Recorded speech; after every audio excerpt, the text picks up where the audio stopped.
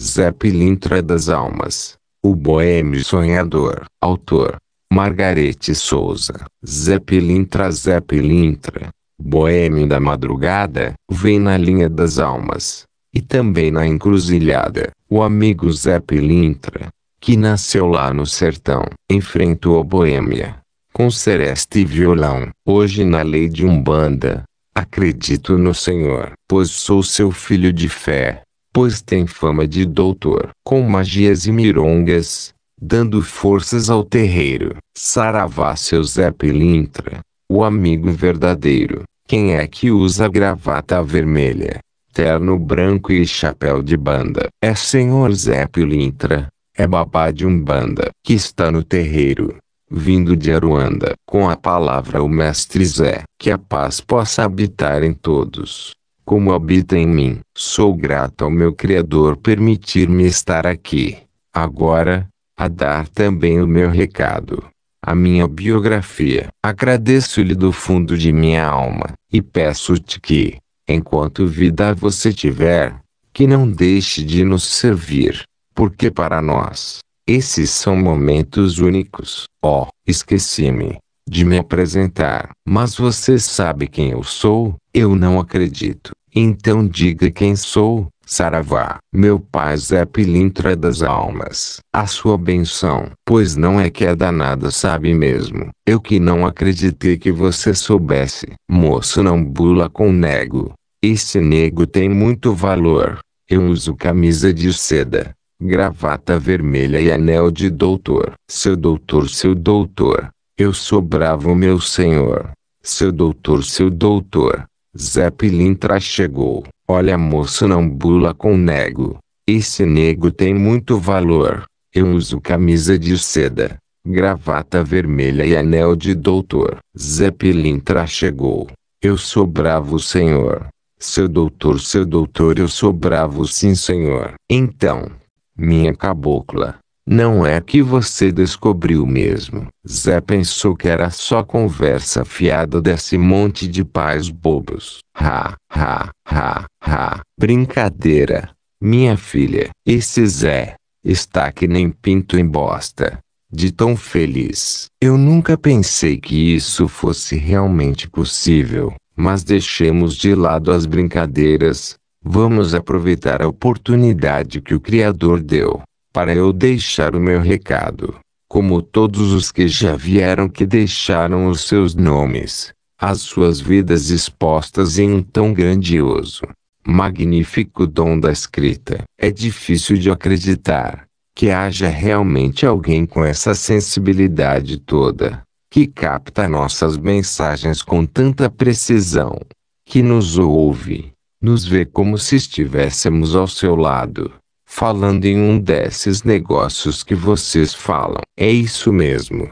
É esse tal de gravador, que depois de falarmos, podemos rever o que foi dito. E magníficos desígnios desse mestre, que nos põe em xeque com um ser ainda na terra, mas que tem uma sensibilidade extrasensorial, que nos capta com ênfase, com tamanha precisão de um gravador. Eu, Zé Pilintra das Almas, nesses milênios todos que eu atuo nas searas desse mundão, nunca presenciei isso, principalmente em uma de minhas searas. Já pensou como fui infelizardo em minhas andanças, nesses muitos catimbós que há nesse mundão de meu Deus, eu vir encontrar-me com um filho na seara de dois, uma coisa magnífica, dessa magnitude, que até eu, Zé Pilintra das Almas, tive permissão de participar. O início.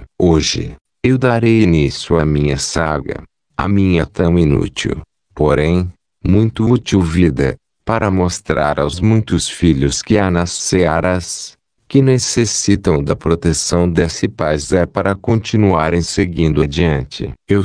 Eu era apenas o Zé, um rapaz sem recursos, da cidade do Rio de Janeiro. Um rapaz cheio de muitas vontades de ser, de crescer, e ter riquezas, mas sem muita coragem de ir à luta, batalhar o pão de cada dia, para dentro de casa. Aos 11 anos, saí de casa. Fui para a central atrás de trabalho, mas ao chegar no meio dos muitos malandros, alguém me viu e disse: "Ei, menino, é você mesmo, moleque. Quer trabalhar para mim? Eu pago bem. O serviço é de responsa. Muito leve. Não precisa pegar no pesado. É só ficar de olho nos macacos e soltar a voz quando eles nos enxergar. E aí, moleque? Topas?" "Ah, rapaz esperto. É desses que eu gosto." "Tá fechado." "Agora, boca de siri, pra aí não entrar mosca, te encontro aqui." Nessa mesma hora amanhã, eu estava muito feliz da vida, por ter arranjado do nada um trabalho que não precisava pegar peso, nem ter experiência. Eu já estou dentro. Amanhã estarei aqui bem cedo, muito antes da hora marcada, para não correr o risco de botarem outro em meu lugar. Voltei para casa, só que ao chegar, vi minha mãe com outro cara. Então, eu entrei por uma porta e saí pela outra. Era uma situação muito triste. Eu não queria aceitar o que eu acabara de ver. Eu ia andando. As lágrimas corriam por meu rosto sem controle. Por mais que eu tentasse parar de chorar, não conseguia. Eu era só um menino.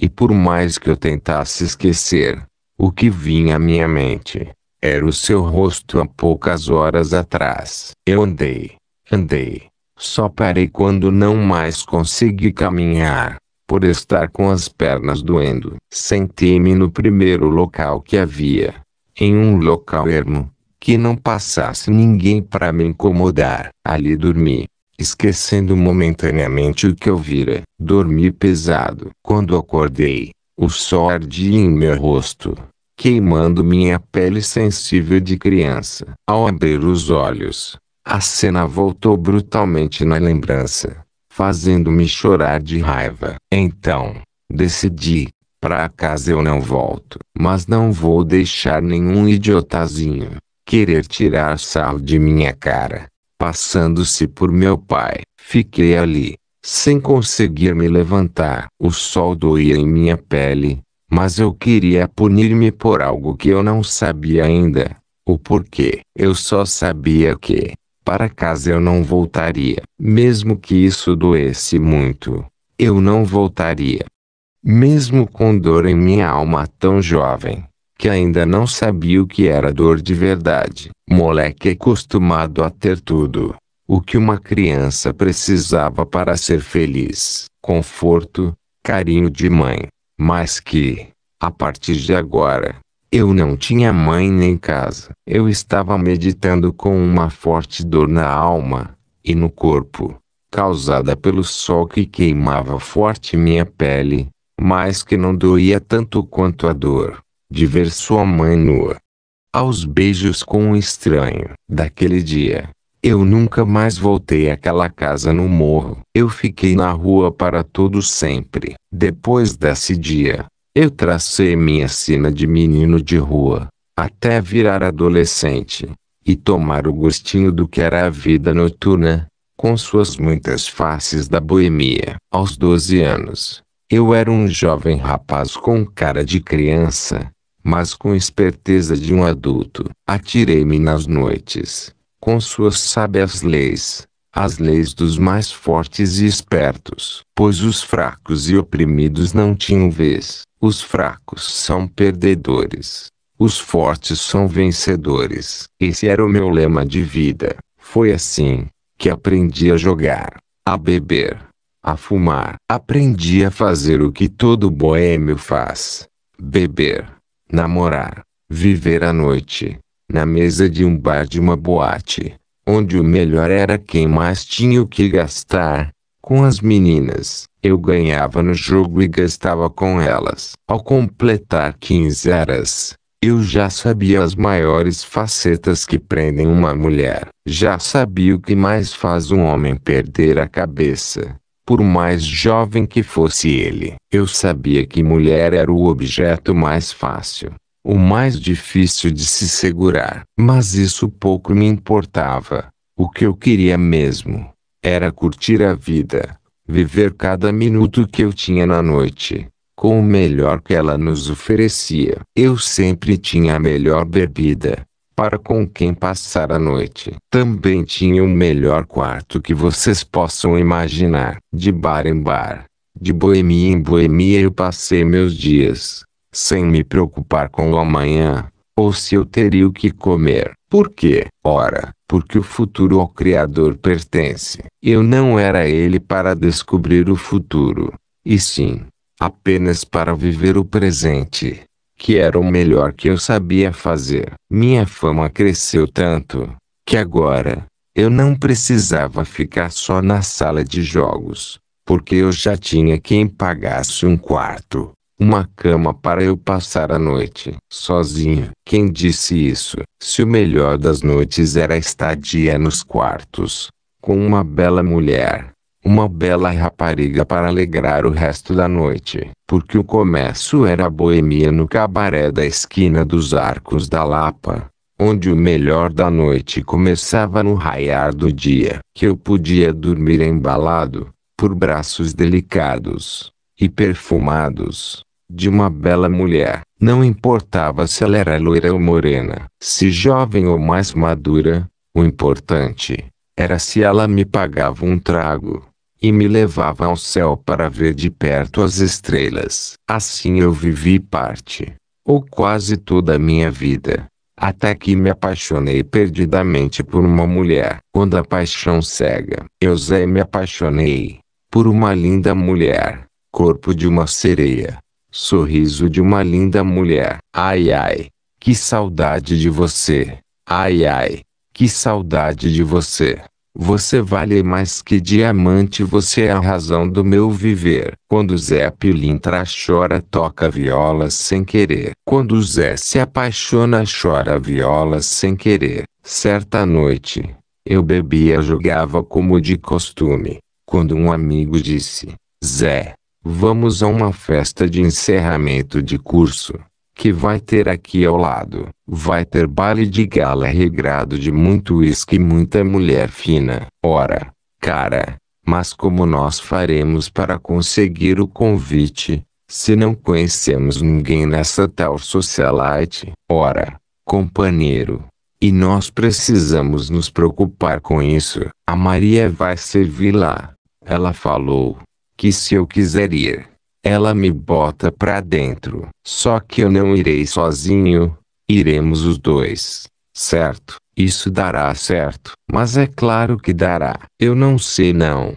Eu prefiro ser convidado. Eu sou malandro, boêmio, mas não mexo no que é dos outros. Se eu quero algo, elas me dão. Agora, se tiver como entrar sem risco, claro que eu quero. Uma pausa. Eu, Zé Pilintra, agora sou um espírito, que já não sou mais como eu era no mundo terreno. Mas eu ainda me apresento assim, para ser reconhecido por meus muitos filhos, e também para ficar como uma marca registrada do Zé. Porque, quando eu fui a esta festa, eu passei a usar esse terno todo branco, com a gravata vermelha, o chapéu quebrado, os sapatos de bico fino também vermelho ou preto. Esses eram os sapatos que os boêmios usavam. Eles eram de verniz, tinham solado liso, que deslizava nas pistas de dança. Como eles eram de verniz,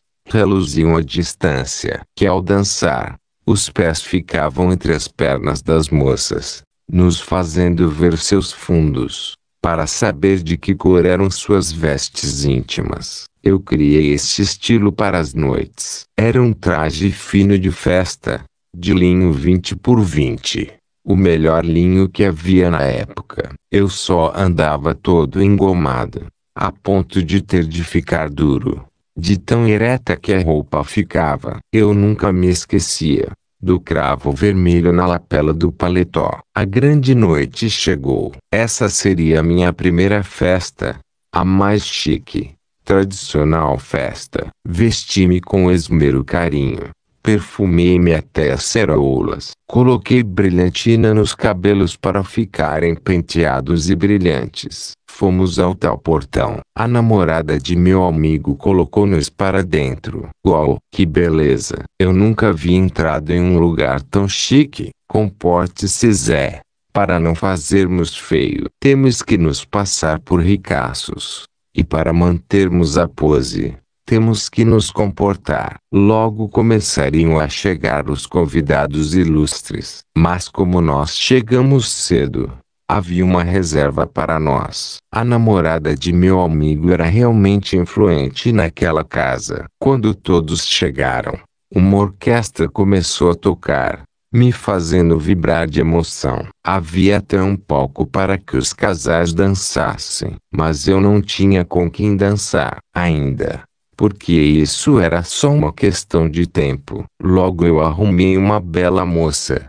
Dançamos boa parte da festa. Ela era bobinha, mas eu queria mais do que uma simples dança. Enquanto eu dançava com ela, vi alguém sentada, sozinha à mesa. Que bela menina! Eu tratei logo de dispensar a outra, para ir ter com a que estava sentada. Essa sim, é que era mulher. Que bela loira! Eu não tenho nada contra as morenas, mas eu acho as loirinhas um encanto. Seus cabelos longos, dourados, da cor do sol, reluziam ao clarão da lua. Seus olhos cor de mel faziam-na ficar mais bela. Com licença, moça. Você viu Pedro? Ele estava sentado aqui nessa mesa. Desculpe, cavalheiro, mas essa mesa está reservada a mim, que sou a aniversariante da noite. Portanto, não havia Pedro algum sentado nela. Perdão,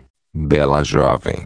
Esqueci de me apresentar. Chamo-me Zé, e estou de passagem na cidade. Como se chama? Então, você vem para minha festa e não sabe o meu nome. Quem permitiu a sua entrada aqui? Perdoe-me, bela moça, mas eu fui convidado por meu amigo Pedro. Eu realmente não a conheço. Estou de férias em sua cidade. Meu pai vai ficar feliz em ser apresentado a uma pessoa tão bela. Você sabe se eu quero conhecê-lo. Quem é você afinal, para me tratar com tanto apreço? Sou filho do Sheik Abdul Haddad da África. Eu estou em férias aqui em seu país. Mas você não tem nem um pouco da voz de seu país de origem? Eu já disse que sou estudioso das línguas, que falo vários idiomas. Ah, muito interessante. Não vai me convidar para sentar ao seu lado? Não. Você sabe onde fica a minha casa?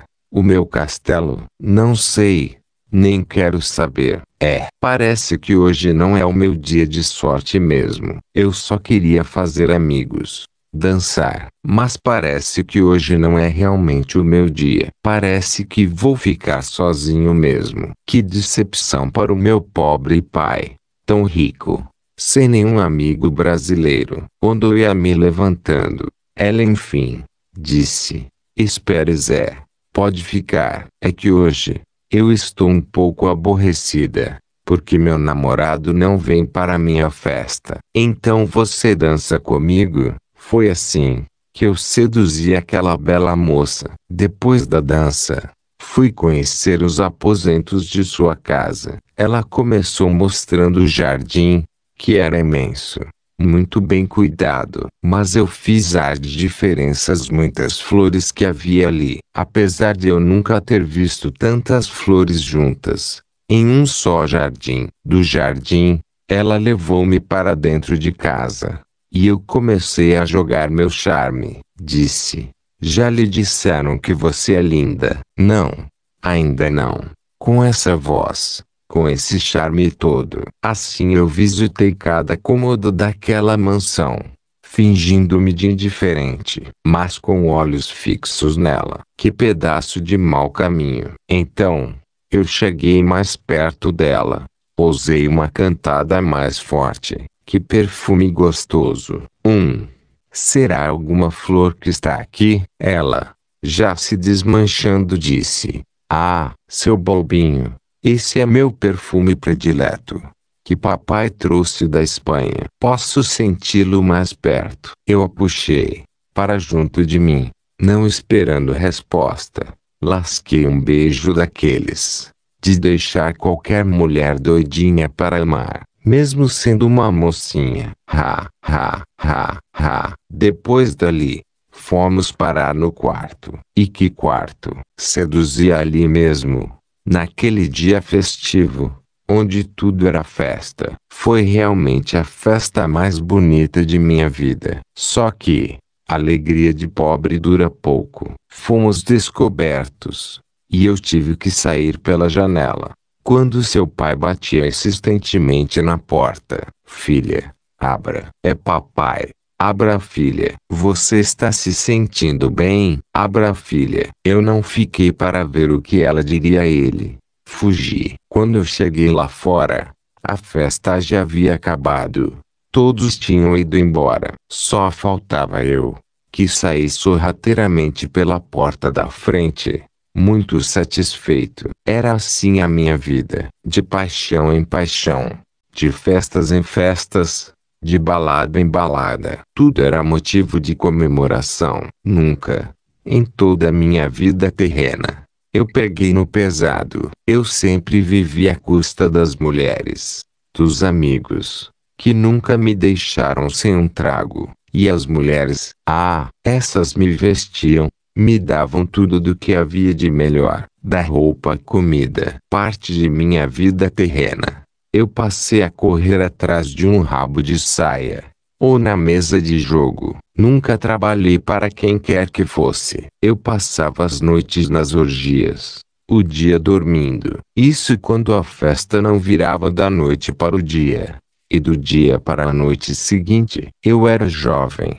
bonito, avantajado. Elas gostavam muito disso. Um cara experiente nas mais diversas artes de amar. Não havia mulher que resistisse ao meu charme. Porque, para quem não sabe, os boêmios são os caras mais perfumados que há na face da terra. Nós somos os mais arrumados, mas também os mais lisos, porque dinheiro eram elas que tinham. Nós apenas nos doávamos com amor a todos que nos eram queridos, mas não tínhamos sequer um vintém no bolso. Mas amor, carinho, isso nós tínhamos de sobra. Nós levávamos nossa vida a levar alegria a todos, pois nós somos alegres, faceiros. Mas só temos um grande defeito. Ou seria qualidade. Claro que era uma qualidade, porque amor e alegria não são fáceis de encontrar, nem de se doar. Mas ninguém vê isso como uma forma de ajudar as pessoas, as mulheres carentes de afeto. Lindas e solitárias mulheres. Mas ninguém nos vê assim. Todos só nos veem, a nós boêmios, como malandro, desocupado. Mas é isso o que temos que lutar para divulgar. Nós estamos tentando mostrar nosso lado humano, o lado descontraído dos boêmios, de quando nós vivíamos neste plano, e não como todos querem que seja, o que nós realmente somos. Um malandro ou boêmio. Esclarecimentos de Zé. Ensinamentos. Tudo na face da terra é malandragem, mas aqui no encanto é serviço. Trabalho de ensinamentos aos filhos. Não só brincadeira, bebedeira. Eu, Zé Pilintra das Almas, sou um espírito que há muito se despiu desses gostos, mas todos só me veem como esse malandro boêmio, que nada faz, nada tem de melhor. Até em uma biografia minha, que já escreveram, eles não mostraram nada além de minha boêmia vida. Será que esse médium, esse filho, não foi desenvolvido o suficiente para conseguir captar-me, para conseguir captar a essência, a minha verdadeira essência? Eu fico muito triste quando só me veem assim, como esse inútil malandro que nada faz, ou fez de útil de verdadeiro. Mas com a misericórdia do Criador, agora eu posso mostrar ao mundo, através de você, que eu não sou só esse inútil vagabundo, e sim, um guia, um orixá de Umbanda, que trabalha nas 7 linhas de Umbanda para ajudar, levantar, proteger, curar esses muitos filhos que há nessa imensidão de planeta. Obrigado, meu Criador. Obrigado, minha menina, por nos permitir botar tantos pingos nesses muitos is, que ficaram incompletos nesses séculos todos. Porque como ninguém conseguiu captar minha verdadeira essência, também não conseguiram saber, de quando eu sou, há quanto tempo eu estou fazendo parte dessa hierarquia, dessa magnífica religião, que dá oportunidade a todos de se levantarem, de galgarem seus degraus de evolução, e subirem tanto, a ponto de não poderem mais subir, por não ter mais degraus de evolução neste planeta. 60 anos eu passei dentro da Jurema. De mim não tenha pena, de mim não tenha dó. Se duvidarem do caboclo do rochedo, meu cachimbo é um segredo pra ninguém não duvidar. Se duvidar, toca fogo no rochedo, meu cachimbo é um segredo pra ninguém não duvidar. Eu comecei a atuar na Umbanda logo que ela surgiu, no começo deste século. Mas como ninguém sabe o que eu faço, todos só ficam com minha essência, de quando eu vivia na Terra. Mas não é por aí que a coisa caminha. Eu caminhava, pensava, como é bom ser querido, como é bom ter um amor verdadeiro, que nos ama com esmero querer. Porque mesmo um boêmio como eu, também tem necessidade de um amor verdadeiro para continuar, para levar adiante a missão que o Criador nos mandou fazer na Terra. Eu nunca rezava, nunca quis conhecer os desígnios desse mestre. Eu sabia que ele existia, mas nunca me interessei por nada do que fosse do espírito. Minha caminhada na face da terra se resumia somente em amar e ser amado. Dar amor, principalmente às mulheres, de preferência as mais belas, se possível e rica, que pudesse sustentar minha vida no luxo, na boêmia. Eu nunca parei para pensar para onde iríamos quando morrêssemos, ou se pelo menos, se tínhamos uma alma ou um espírito, um anjo guardião. Rezar? Eu, nunca. Como alguém como eu podia rezar, se passava a maior parte da vida terrena nas orgias, na bebedeira? Como um ser poderia chegar-se ao Criador se não passava um só dia sem beber ou sem estar ao lado de uma bela mulher? Essa era a doutrina que eu seguia. Era a missão que eu abracei na Terra. Quando um ser vem com um destino traçado, um destino que ele mesmo pediu ao Criador, para passar por determinadas situações, ele vem com um karma, ou seja, com essa missão. Então, ele vive nessa encarnação na face da Terra, toda, ou parte dela, com esse fim. Ou seja, como um bom filho ou como um mau filho, como um ser brilhante ou como um vagabundo. Às vezes, pode ser um boêmio ou um batalhador, mas tudo isso, com a permissão divina que concedeu a ele uma vida terrena plena. Mas se esse espírito quis seguir por caminhos tortos e obscuros, sem superar as provas dadas a ele, escolhidas com seu consentimento, bem antes de seu espírito ser adormecido na espiritualidade, e descer para a vida na terra limpo de qualquer mal. Mas quando ele chega nesta podridão que é o mundo terreno,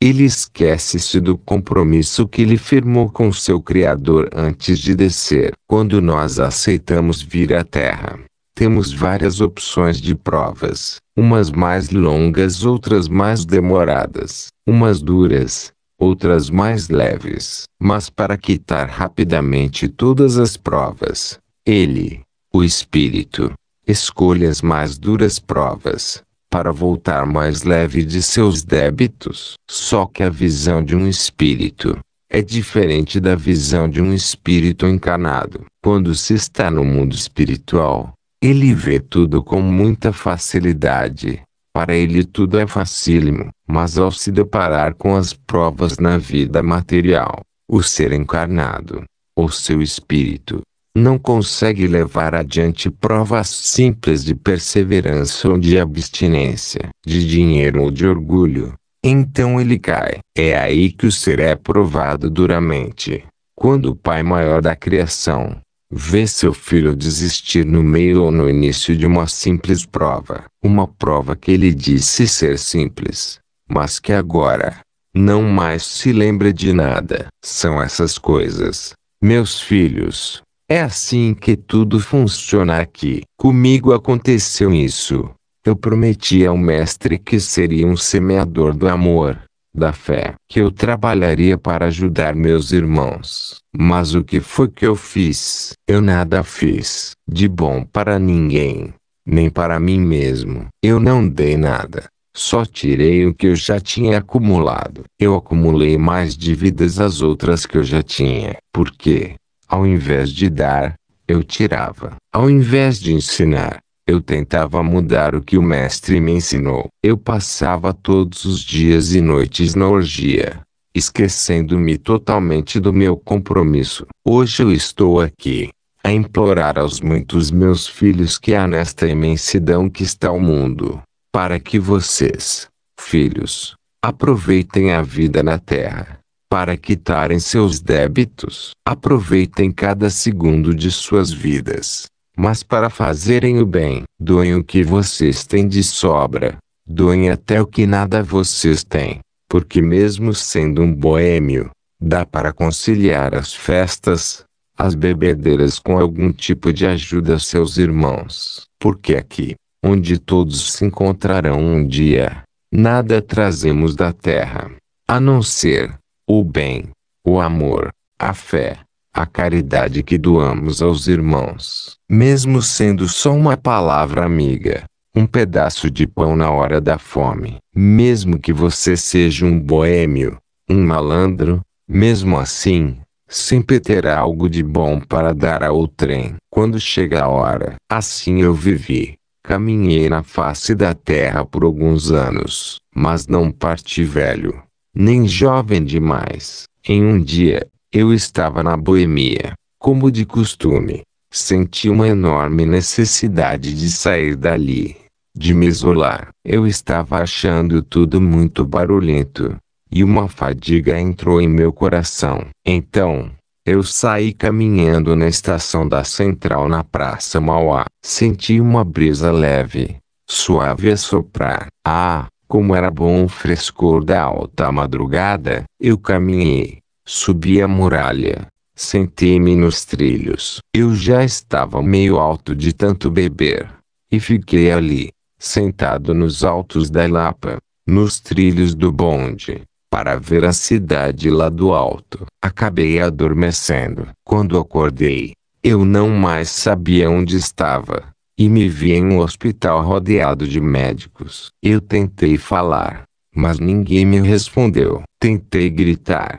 mas não me ouviram. Foi então que eu percebi o que havia ocorrido. Eu acho que desmaiei. Eles estão tentando me acordar. Então, eu fiquei a observá-los. Eles me pegaram, me enrolaram, me colocaram em um local muito apertado e escuro. Onde será que estou? O que será que eu estou fazendo aqui? Não sei quanto tempo eu permaneci ali. Só sei que tudo ficou muito escuro. Ficou tão escuro que eu não via nada. Só sentia tudo muito abafado. Eu senti uma enorme dor em todo o meu lado esquerdo. Puxa, que dor horrível que estou sentindo. Acho que seria bom tomar uma dose para melhorar. Ora, eu estou delirando. Acho que eu já bebi demais. Não consigo nem me levantar. É melhor eu dormir um pouco. Quando amanhecer, irei para casa. Só que eu nunca mais encontrei o caminho de casa. E também, nunca mais vi a luz do dia. Porque ali, tudo era só noite. Uma escuridão só. Eu não via ninguém. Só sentia que estava em um local escuro, muito abafado. Tanto que eu não conseguia nem me mexer direito. Talvez fosse por causa dessa dor, que eu não sabia o que era. Eu passei muitas eras, sem saber onde estava. Certo dia, eu consegui me erguer. Achei bom poder sentar-me, mas ainda era muito escuro aquele lugar. Então, eu comecei a pedir ajuda. Olá, tem alguém aí? Será que me trancaram no casarão? Se esqueceram de mim? Ah, deve ser isso. Mas no começo do amanhecer, o vigia vem e me soltará. Mas isso nunca aconteceu. Eu relembrava algumas coisas. Ao mesmo tempo, esquecia. Às vezes sentava, mas acabava adormecendo novamente. Ali, naquele lugar que eu não sabia onde era. Fiquei lá por longas noites. Ou seriam dias. Estas noites que havia neste local, eram noites sem fim. Nunca se via o dia ou o sol. Sempre a escuridão prevalecia. O mais interessante era que eu não via nem ouvia ninguém, nem tampouco qualquer ruído que identificasse vida. Eu só conseguia pensar por alguns instantes. A minha memória ia e vinha, porque nem o raciocínio existia ali, pois na maior parte das vezes, eu ficava como se estivesse adormecido, apesar de eu me sentir como se estivesse sentado. Nos primeiros dias, eu não conseguia me mexer. Algumas vezes, era como se eu estivesse deitado, em outras, sentado. Mas eu não atinava ainda para o que havia ocorrido. Eu só sabia que estava muito escuro, que não havia ninguém ali comigo. Em um belo dia, eu acordei, abri os olhos e vi que estava claro. Era como se fosse dia, mas não havia sol. Eu olhei ao meu redor, vi que eu realmente estava sentado. Nossa, que dor horrível! Parece que eu levei uma queda. Mas onde será que eu estou? Onde será que foi todo mundo? Maria, onde está você? Maria, venha cá, meu Criador. O que será que aconteceu comigo? Assim, eu fui recobrando a memória. Vez por outra, eu senti uma forte dor na cabeça, em todo o lado esquerdo. Mas eu não sabia realmente o que havia acontecido. Mas como eu não vi nada, nem ninguém, eu permanecia sentado, adormecendo novamente, só acordando muito tempo depois. Mesmo assim, eu ainda demorei muito para conseguir saber o que havia acontecido, se ali era dia ou se era noite. Certa vez, apareceu alguém ao meu lado. Disse: como se sente, filho? Está melhor? Você deve levantar-se, caminhar um pouco. Andar te fará bem.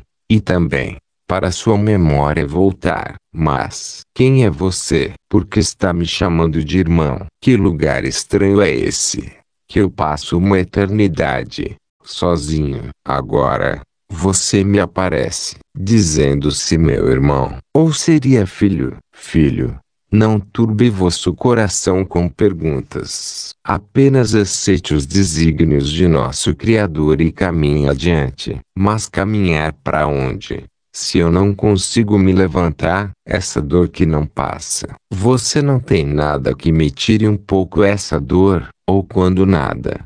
Um trago, esse sim acaba com qualquer dor, até a do coração ferido.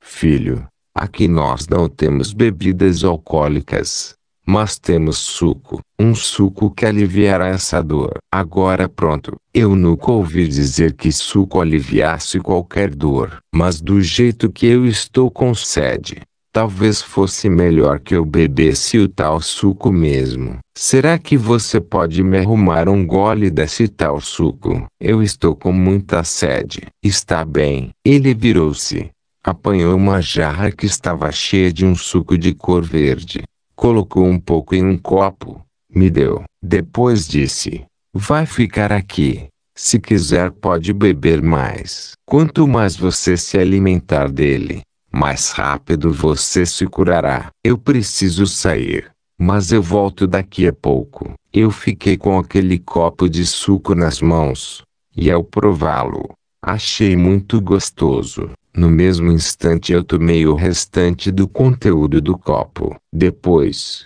Coloquei mais. Eu tomei uns 3 copos daquela gororoba, e a sede aliviou um pouco, me deixando tão bem que adormeci. Depois de muito tempo, quando eu acordei, foi que vi o quanto era eficaz aquele tal suco, pois as dores haviam melhorado, a sede também deu uma trégua. Deitado eu estava. Deitado eu fiquei. Só virei o rosto para o lado, dormindo novamente. Era estranho esse suco. Ele nos causa um sono, como se fosse um sonífero da melhor qualidade. Ele foi tão eficaz que dormi por muito tempo. Quando finalmente despertei, eu estava em outro local. Eu permanecia deitado, mas já não tinha dor. Ao recobrar o controle de minha mente, eu percebi que eu não era eu. Comecei a lembrar-me de quem realmente eu era, de tudo o que havia acontecido antes de meu desencarne. Lembrei-me que eu havia saído para uma festa, que no meio da madrugada, havia saído a caminhar, sentando-me nos trilhos. Eu havia sentado nos trilhos. Como eu beber um pouco demais, adormeci em cima da linha. Não percebi o trem. Ele cortou-me um lado, me deixando, me partindo ao meio, levando-me da vida terrena, fazendo-me entrar na vida espiritual. As rodas da máquina passaram em cima de um lado, tirando parte de meu rosto, pernas e braços, matando-me instantaneamente. Eu não sabia o que havia acontecido desde que eu saíra daquela festa, que entrara na vida espiritual, porque eu estava dormindo. Além do mais, eu estava alcoolizado. Por isso, não percebi o barulho do trem. Em minha vida terrena, eu nunca tive tempo para me dedicar a nada relacionado à fé ou ao Criador. Eu só sabia viver na boemia. Mas apesar disso, eu nunca fiz mal a quem quer que fosse a não ser a mim mesmo. Quando um espírito encarnado, quando ele não cuida de sua vida espiritual, nem ajuda seu próximo, ele não faz nada por si, nem por sua alma. Por isso, é que eu fui parar nas trevas. Só que estas trevas são diferentes das trevas dos maus espíritos. Estas são as trevas da ignorância, onde o espírito fica recluso, até atinar para o mal que causou a si mesmo. Foi por isso que eu vim parar aqui.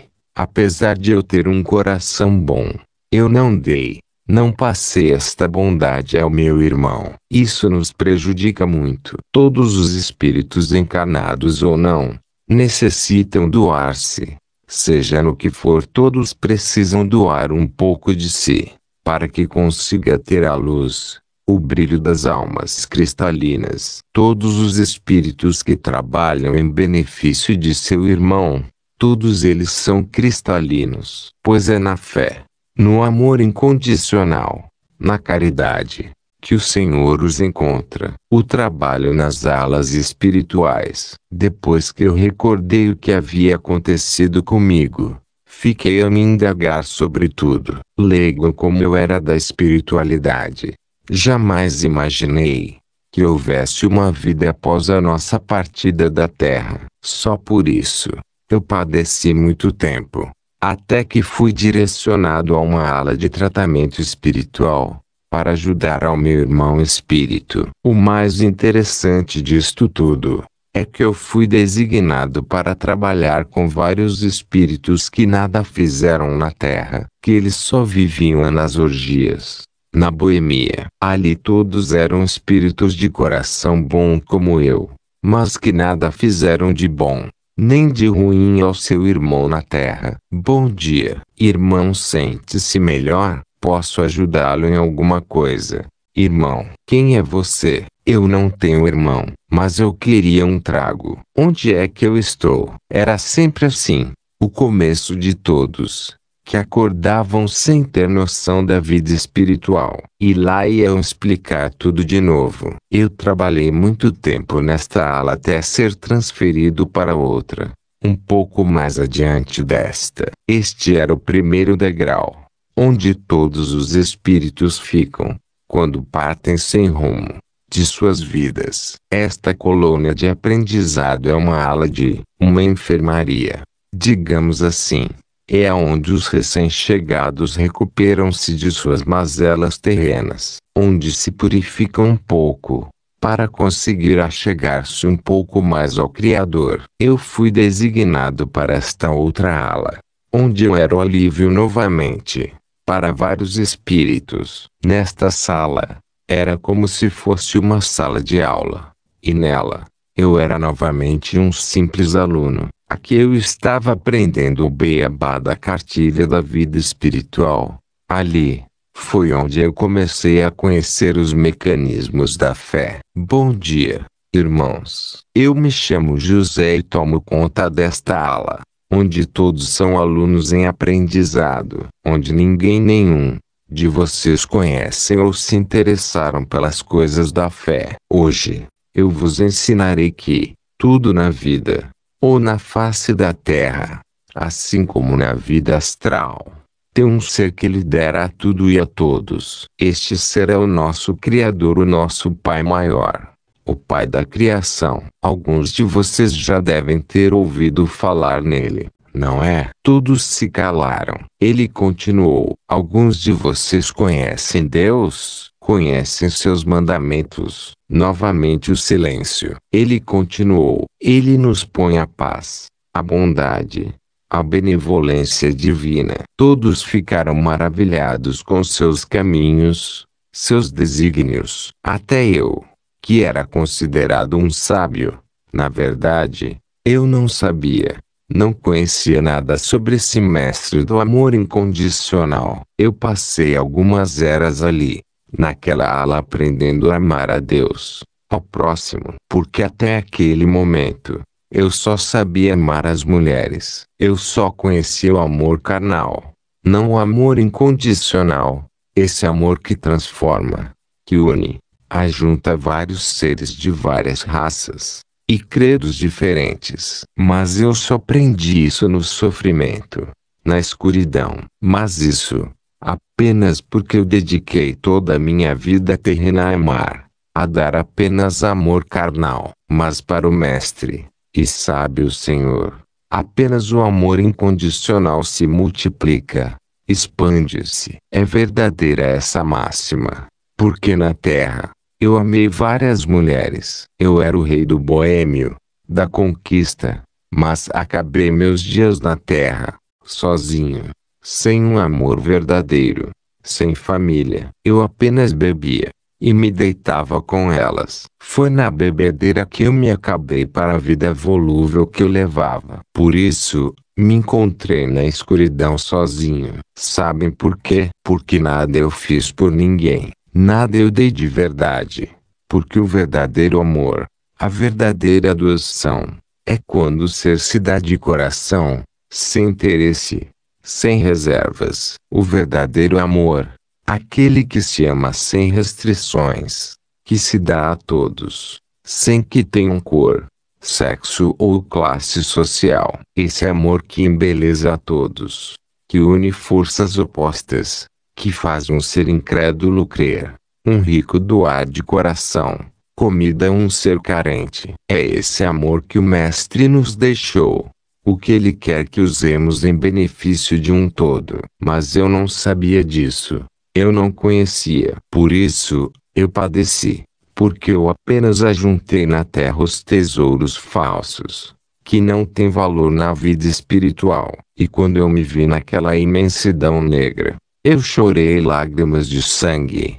pedi clemência ao Senhor do Universo. Foi quando ele me ouviu, com sua infinita misericórdia, dando-me a chance de reparar esse erro. Mas que fique claro aqui, que eu nada fiz de mal ao trem, a não ser a mim mesmo. Eu apenas amei as coisas vulgares, nada dei de verdadeiro. É por isso que eu canto. 60 anos. Eu passei dentro da Jurema. De mim não tenha pena, de mim não tenha dó. Se duvidarem do caboclo do rochedo, meu cachimbo é um segredo para ninguém não duvidar. Eu estava preso e acorrentado, mas sem fazer mal a ninguém. O maior crime que fiz foi amar e querer bem. O maior crime que eu fiz foi amar e querer bem. Assim, depois de eu aprender a amar a Deus, eu fui levado a outra ala para aprender a amar ao próximo. O irmão me deixou lá e disse: irmão, faça o melhor que você puder. Trabalhe com afinco, que logo o mestre virá falar com você. Obrigado, irmão. Eu serei a luz para os meus irmãos que estão nas trevas da ignorância. Eu assim comecei outra etapa de aprendizagem, de ensinamentos aos meus muitos irmãos que estavam ali, naquela enfermaria espiritual. Era isso, aquele local, um hospital de almas enfermas, dos muitos irmãos que ali chegavam, em total ignorância. Eu que já havia estado ali, descobri o verdadeiro amor. Mas não pensem que foi fácil. No princípio eu me senti revoltado com eles. Não consegui ensinar nada. Isso me deixou muito mal, por eu não conseguir ensinar-lhes, por eu não conseguir passar nada de bom para eles. Eu não suportando tantos sofrimentos, ajoelhei-me, rezei com toda a força que havia dentro de meu coração. Pai, Senhor da criação, ajude-me a ser útil a vós. Eu não estou conseguindo cumprir minha missão, por não saber ainda como ensiná-los a amar. Ajude-me, Senhor, a dar seu amor a eles. Nessa hora de desespero, eu abri meus olhos encharcados de lágrimas de pura dor. Vi à minha frente um senhor de longa barba branca, que disse em uma voz mansa, pausada: filho, porque o desespero? Se eu apenas quero o melhor para todos, será que já esqueceu que o seu irmão lhe ensinou? O que eu quero de você é apenas que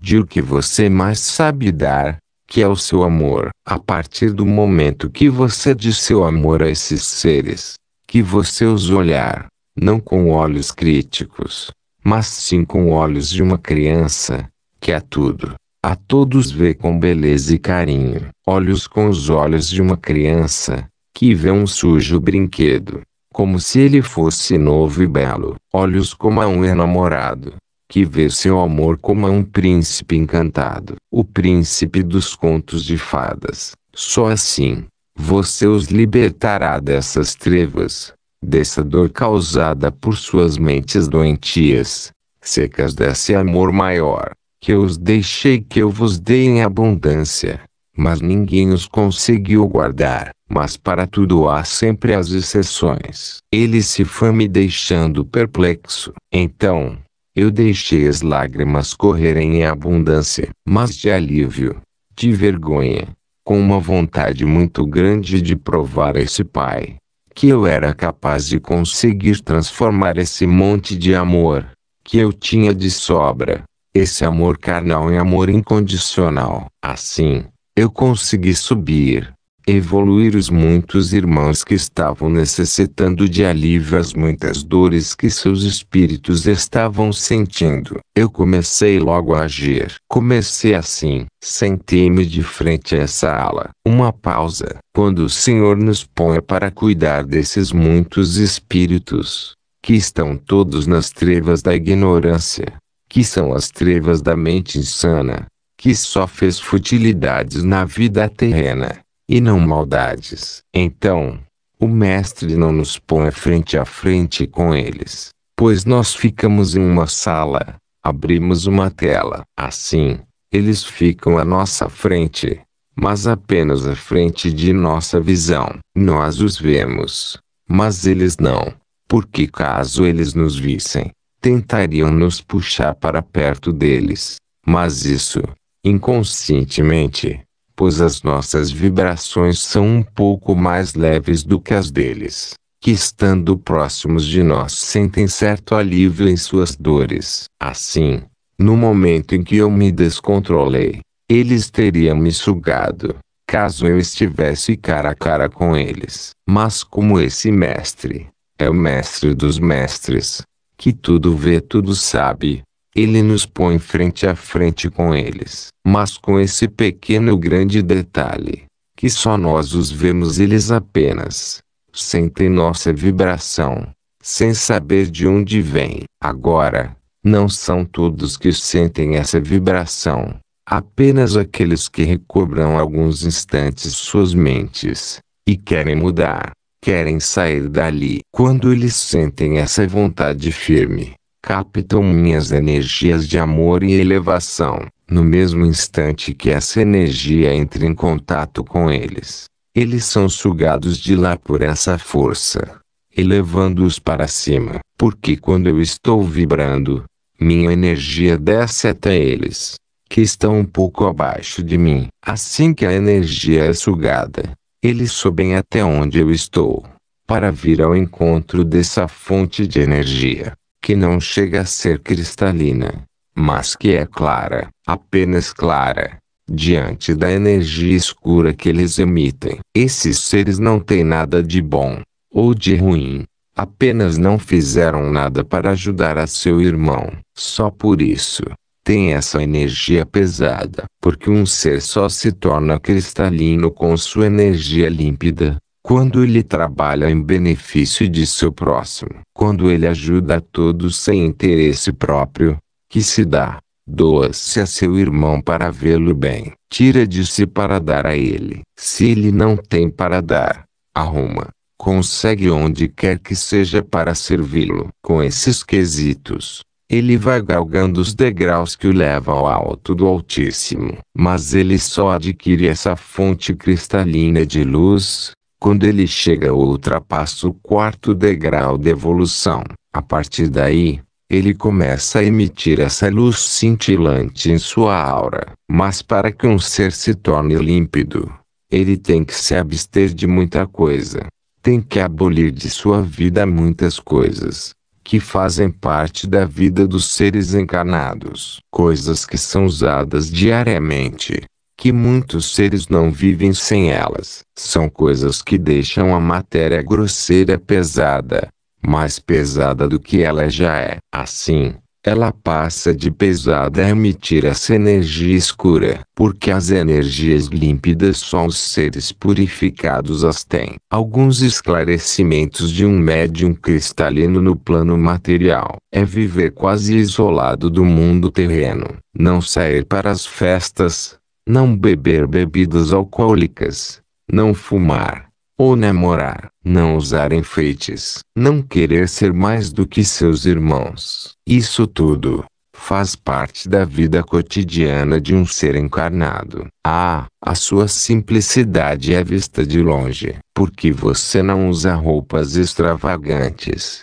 nem nuas, não mostra nada de seu corpo, não usa nenhum enfeite, nenhum desses artifícios que seus irmãos tanto gostam, mas que de nada adianta, pois quanto mais os enfeites, mais feios ficam seus corpos. E você, sem nada desses artifícios, aonde chega chama atenção, por sua delicadeza, sua naturalidade, seu carinho com todos. Isso é que deixa a todos estarrecidos, pois se fosse com eles, já sairiam se mostrando a torto e à direita. Mas você não gosta nem de aparecer, se esconde de qualquer um que tenta mostrar-te. Até eu fiquei pasmo com sua tão singela, tão simples vida, que eu só conheci através de meus irmãos de jornada. Continua. Porque, lá na Seara, eu não tenho acesso à sua vida, pois o padrão vibratório que eu chego lá na Seara de 2 é diferente do seu. Por isso, eu não tenho livre acesso a ele. Mas agora, como me foi permitido entrar em seu padrão vibratório, para dar-te a minha biografia, eu a sinto, plena, empenhada a nos auxiliar. O que me deixa lisonjeado, quando eu não posso vir, que você fica preocupada, quando não há escritas. É muito gratificante para nós poder contar com um médium assim, que pode nos auxiliar a qualquer hora, assim que anoitece, claro, pois durante o dia, já tens a fazeres até demais. Somos-lhe gratos, minha menina, sou-lhe muito grato, por me servir de ponte, para eu expor minha vida, a nossos filhos, para que eles não façam, não sigam esse caminho, que não há nada, a não ser um grande vazio, porque um espírito só é pleno, satisfeito, quando tem muitos saldos positivos em sua caminhada terrena. Quando os espíritos encarnados não fazem nada para acumular créditos na vida espiritual, a vida espiritual fica muito vazia. As festas, as bebidas, os muitos amigos de bar, de bebedeiras, tudo se esvaece na face da terra. Todos se vão. Se vós, filhos terrenos, se vocês não tiverem bandeiras para gastar com eles, ou se porventura caírem doentes em cima de uma cama, então todos se vão, por não terem nenhum pingo de afeto verdadeiro por vocês, e sim, apenas pela luxúria, pelas bebidas, ou somente o interesse pelas bandeiras, dinheiro.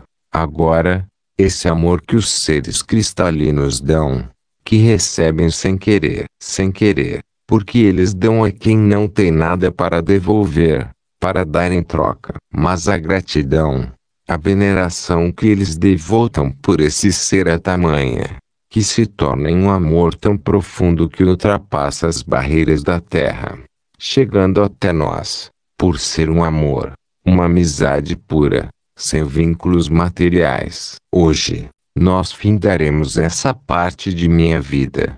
Espero poder voltar em outro dia, para dar-te mais alguns preciosos ensinamentos. Esse é o mais completo dos dons, é a mais magnífica forma de nos auxiliar. Porque, além de passar para este papel tudo o que queremos, ainda podes nos visualizar, responder o que quisermos. Se porventura estivesses na frente de um irmão doente, se tivesses permissão de receitar um remédio, com certeza o curaria, porque essa sensibilidade que tens, nos alcança em qualquer hora, ou lugar que estejas, sem precisar de concentração ou de qualquer preparação. Em breve voltarei. É que não podemos ultrapassar os limites dados pelo Criador, não podemos desrespeitar, para sempre podermos ser atendidos. É muito gratificante para um espírito astral,